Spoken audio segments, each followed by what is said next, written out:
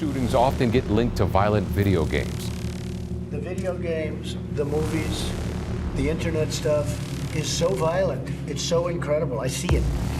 I get to see things that you'd be amazed at. Let's start with you, David, because some of these games are really wild. I mean, they're pretty graphic, pretty gory. You know them, you know, Call of Duty. I don't do any of these, but like Grand Theft Auto. Yeah, they're simulated. You think you can even begin to understand the pain of losing a child? Yes, I do. There was another. Before Atreus? Her name was Calliope. Calliope. What happened? It was long ago, in the service of a cruel god. I was tricked into destroying a village, not knowing my own wife and child were there until their blood stained my hands. I swore revenge. I can't imagine.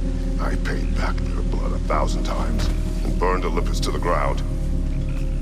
Yet, the guilt remained. Sup fam, it's Reaper666 streaming for you live from the Reef Den. Today we're going old school with a classic. Blood Cruncher 3, Bloodpocalypse Rising. Henry, it's time for lunch. Dad? Get out! Wait, what is this? Are you playing violent video games again? You're gonna wind up on the 6 o'clock news. Don't worry, Dad. The idea that video games cause violent crime is a total myth. That is disgusting. They're trying to brainwash you into thinking that video games are safe. Nope, you're the one who's been brainwashed. For as long as video games have existed, they've sent American parents into a frenzy of fear. In 1976, the National Safety Council panicked over the arcade game Death Race, calling these tame little pixels 666. But what are the positives of video games?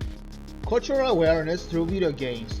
Video games are a powerful way to explore different cultures as they let players interact with diverse identities and life situations.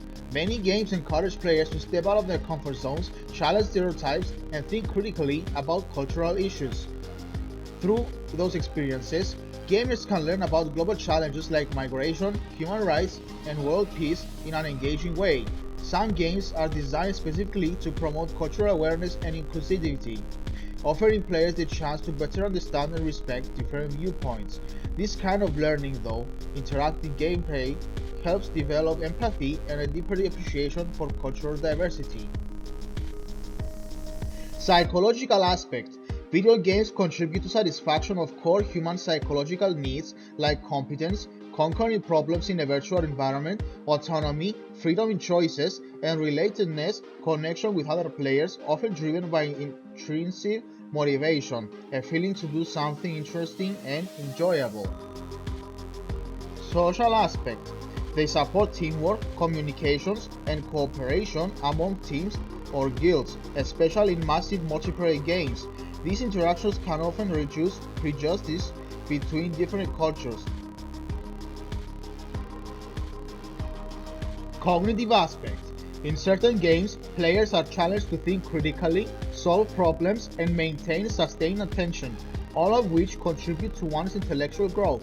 Additionally, games can lead to intense focus and immersion, which supports learning and skill development, especially in competitive and/or cooperative environments where it's essential to make quick decisions.